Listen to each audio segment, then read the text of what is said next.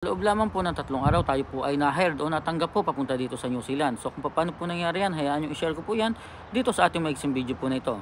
Kumusta po kabayan at sa ating mga kapwa Pilipino na nangangarap makapunta at makapagtrabaho dito sa New Zealand. So sa video natin ito, sasagutin po natin ngayon yung mga katanungan po ng ating po mga lagi pong nagtatanong dyan kung gaano katagal po bago tayo na-hired papunta dito sa New Zealand. So sa maniwala po kayo at sa hindi, sa loob lamang po ng 3 araw ako po ay na-hired papunta dito sa New Zealand. So paano po nangyari yon? Hayaan nyo i-share ko po yan sa inyo sa maiksing video ito. 2018 po nung ako po ay nag-apply papunta dito sa New Zealand. So para po sa mga nag-iisip na baka po tayo ibumayad o gumastos po para mapadali ang ating pag-apply papunta dito sa New Zealand. So wala pong ganyan nangyari. Nung ako po ay nagpunta sa agency, ako po ay walang kakilala o wala pong backer na sinasabi para po makapag-apply o makapagtrabaho dito sa New Zealand. So paano ko po siya nakilala ang agency na yan o paano ko po nalaman ang agency na yan na hiring po punta dito sa New Zealand.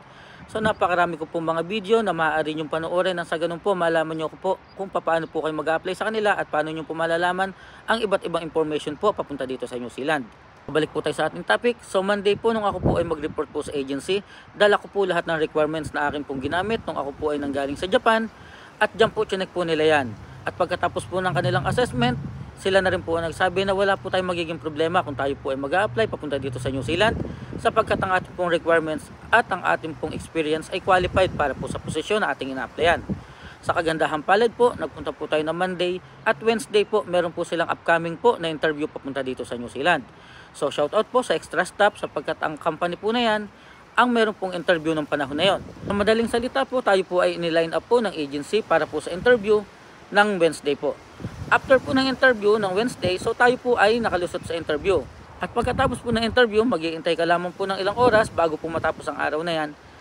Ikaw po ay sasabihan na po na pwede ka na po magpa-medical. Ibig sabihin, hired ka na po. So yan po, ang katunayan po, nasa loob lamang po ng 3 araw, tayo po ay na-hired papunta po dito sa New Zealand. So sa mga nagtatanong po, sasabihin po bakit napakabilis po. So ang pinag-usapan lang po natin ay gaano kabilis po na-hired. So ibig sabihin, nagkataon lamang po na ilang araw po bago ang interview nung tayo po ay ma-check po ang ating requirements.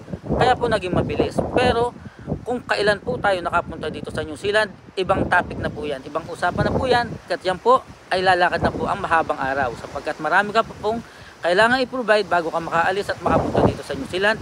Pero sa loob po ng 3 araw, tayo po ay na-hired papunta dito sa New Zealand. At kung kayo po ay mayroong mga katanungan po para po sa ating nasabing video, i-comment lamang yan sa ating comment section sa baba at sasagutin po natin yan sa abot ng ating makakaya. Muli po mga kabayan, maraming salamat po at mag-iingat po tayo palagi at God bless po.